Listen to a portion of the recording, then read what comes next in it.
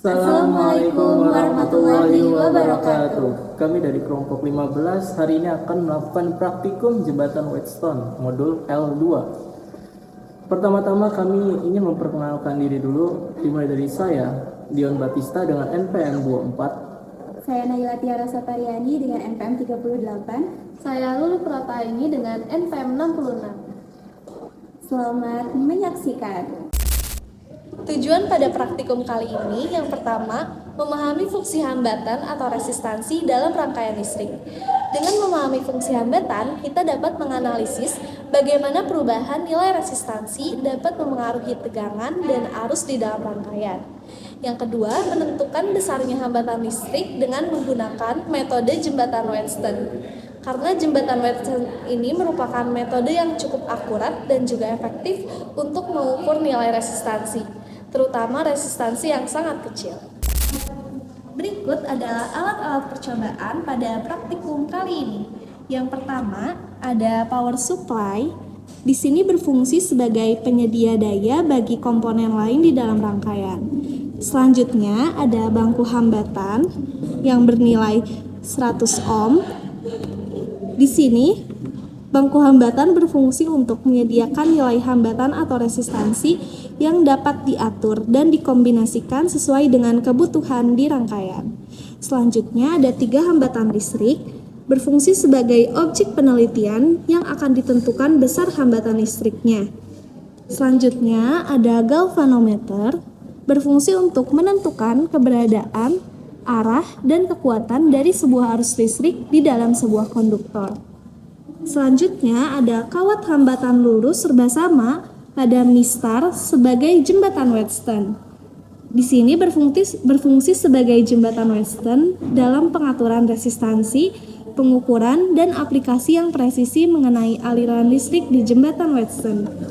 Yang terakhir ada kabel penghubung, berfungsi untuk menghubungkan aliran arus listrik di dalam rangkaian jembatan Whetstone. Hambatan dalam suatu bahan ini merupakan ukuran sejauh mana suatu bahan menghambat aliran arus listrik. Hambatan ditentukan tidak hanya oleh geometri fisiknya saja, tetapi juga oleh sifat intrinsik bahan itu sendiri. Sementara itu, resistor adalah komponen elektronik yang secara khusus dirancang untuk memiliki hambatan tertentu dan digunakan dalam rangkaian listrik untuk mengatur besar kecilnya arus yang mengalir. Nah, resistor ini memiliki banyak fungsi penting, antara lain untuk mengurangi arus, untuk membagi tegangan, untuk melindungi komponen elektronik lainnya, serta untuk mengatur waktu atau sinyal dalam rangkaian. Nah, resistor terbagi menjadi beberapa jenis, seperti resistor tetap, resistor variabel, dan resistor khusus seperti LDR yang nilai hambatannya berubah tergantung cahaya. Dengan demikian, hambatan merupakan sifat fisik suatu bahan, sedangkan resistor adalah komponen nyata yang memanfaatkan sifat hambatan tersebut untuk tujuan tertentu di dalam rangkaian listrik. Subbab pertama yaitu arus dan tegangan pada AC dan DC. Arus pada AC itu arah arusnya itu bolak-balik, sehingga membuat sebuah grafik yaitu seperti ini. Nah, jadi arus AC itu pergerakannya fluktuatif. Dia mulai dari positif lalu ke negatif, dari negatif lalu ke positif. Sifat inilah yang digunakan pada PLN. Kenapa mereka menggunakan arus AC? Karena lebih efektif pada transmisi daya pada jarak jauh. Lanjut ke DC. Di sini arusnya itu konstan terhadap waktu. Jadi dia lurus dan tidak ada fluktuatif. Bisa dilihat dari grafiknya. Nah, dan DC ini sangat recommended buat mengisi tegangan pada baterai, aki, ataupun alat-alat elektronik yang lainnya. Subbab kedua yaitu rangkaian seri dan paralel. Jadi kita membahas tentang bentuk. Kalau seri itu bentuknya dia lurus satu jalur. Jadi kalau salah satu titiknya itu ada yang rusak, dia itu rusak semua. Sehingga kita dapat persamaan matematisnya seperti ini. Sedangkan pada rangkaian paralel, dia ini memiliki banyak jalur dan banyak cabang. Sehingga arus pada jalur yang pertama hingga jalur kedua ketiga itu akan berbeda, tapi pada jalur yang terakhir dia pasti akan sama dengan jalur yang pertama, sehingga dapat persamaan secara matematis seperti ini. Jadi intinya adalah pada seri itu arusnya itu sama karena satu jalur, sedangkan pada paralel arusnya itu adalah total dari jumlah arus pada jalurnya. Lanjut ke subbab hambatan pengganti. Apa itu hambatan pengganti? Hambatan pengganti itu adalah R ekuivalen atau R total, hambatan total pada suatu rangkaian. Fungsinya itu adalah untuk menyederhanakan hambatan atau rangkaian yang kompleks dalam suatu rangkaian. Lalu bagaimana kita mengetahuinya? Yang pertama itu adalah kita harus mengetahui sifat arus tegangan pada seri dan paralel. Ini kita sudah mengetahui sifat arus dan tegangan pada seri dan paralel. Selanjutnya kita bisa menggunakan kalkulus sederhana. Kalau seri kita bisa menggunakan hukum Ohm diterapkan pada F totalnya, sedangkan pada paralel kita bisa menentukan hukum Ohm dengan I totalnya. Lalu kita bisa memperhitungkannya dengan kalkulus sederhana atau aljabar yang sederhana. Untuk teori dasar selanjutnya yaitu bagaimana sih prinsip dari jembatan Wheatstone ini sendiri.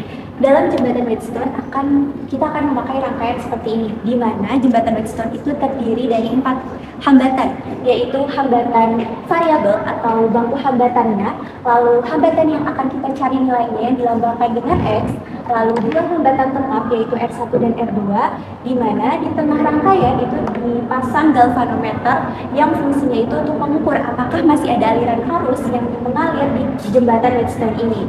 Nah, untuk prinsip jembatan Wheatstone itu sendiri, dalam jembatan Wheatstone, kalau kita rangkai belah ketupat atau berbentuk segitiga seperti ini, kita bisa menggunakan prinsip di mana potensial D dan C itu sama. Jadi potensial D sama dengan potensial C.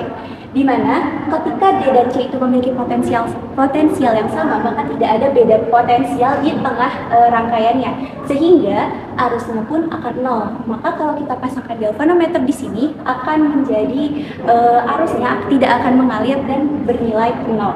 Nah, hal ini disebut sebagai keadaan setimbang atau seimbang, di mana RB akan memiliki nilai yang sebanding dengan R1 dan X atau nilai yang kita cari hambatannya akan bernilainya sebanding dengan R2. Nah, kita masuk ke persamaan, di mana dalam persamaan jembatan Wheatstone kita bisa menggunakan perbandingan antara hambatan tetapnya yaitu R1 dan R2, dan juga bisa menggunakan perbandingan dari panjang kawatnya. Nah, kita masuk ke persamaan, di mana dalam persamaan jembatan Wheatstone kita bisa menggunakan perbandingan antara hambatan tetapnya yaitu R1 dan R2, dan juga bisa menggunakan perbandingan dari panjang kawatnya. Untuk persamaan yang pertama yaitu kita bisa mencari nilai hambatan yang ingin kita cari dengan perbandingan antara R2 dibanding dengan R1 dikalikan dengan RB, di mana X ini akan sebanding dengan R2 dan bernilai berbanding terbalik dengan R1-nya, serta X akan berbanding lurus dengan RB-nya. Nah, ketika kita menggunakan persamaan resistivitas di mana R sama dengan rho L per A, maka kita bisa menggunakan persamaan ini juga dengan perbandingan antara L1 dengan L2. Nah, bagaimana sih aplikasi dari jembatan Wheatstone ini? Jembatan Wheatstone memiliki prinsip di mana mendeteksi apakah ada arus yang mengalir dalam rangkaian. Karena itu, maka dipakai untuk mendeteksi atau sebagai sensor dari suatu rangkaian. Yang pertama, dapat dilakukan pengukuran resistansi secara presisi, di mana digunakannya untuk mengukur nilai hambatan dengan akurasi yang tinggi. Selanjutnya, dapat digunakan sebagai sensor untuk mendeteksi adanya kebocoran arus pada suatu rangkaian, seperti pada kabel rangkaian. Prosedur percobaan jembatan Wheatstone. Yang pertama, susunlah rangkaian untuk percobaan seperti pada gambar 2 dengan X1, yaitu salah satu hambatan yang belum diketahui besarnya pada sisi DB. Perhatikan supaya penghubung arus S masih tetap terbuka. Gunakan RB dengan nilai sebesar 100 ohm dan rangkaian belum boleh dihubungkan ke sumber tegangan. Selanjutnya, setelah rangkaian diperiksa oleh asisten dan disetujui, hubungkan rangkaian dengan sumber tegangan sebesar 3 volt dan tutuplah penghubung arus S. Lalu, geser-geserlah kontak geser C agar jarum dari G menunjuk ke 0. Dan catat panjang L1 dan juga L2. Setelah itu, ganti nilai RB dengan 200 ohm dan ulangi langkah 1-4. Yang terakhir, ulangi prosedur di atas untuk X2 dan X3. Pengolahan data yang pertama, kita mencari rata-rata dan sesatan dari data yang sudah kita dapatkan. Setelah kita mencari semua itu, kita bisa lanjut ke nilai hambatan, yaitu nilai yang kita cari di praktikum ini dengan rumus sebagai berikut ini. Setelah kita menemukan nilai yang dicari, kita harus menentukan hambatan rata-rata dan sesatannya dari R yang kita cari di praktikum ini. Setelah kita menemukan semuanya 1, 2, 3, kita bisa lanjut di perhitungan KSR dan KP. Dan untuk nilai literaturnya bisa diketahui dari gambar sebagai berikut.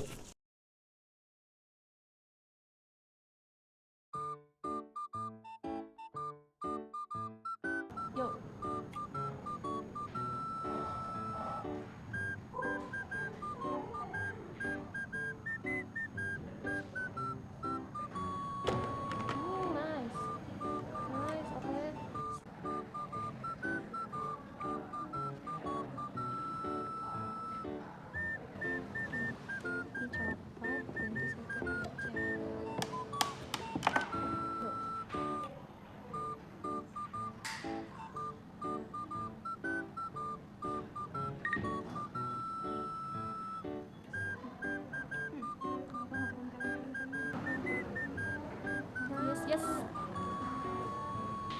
Nice. Satu, dua.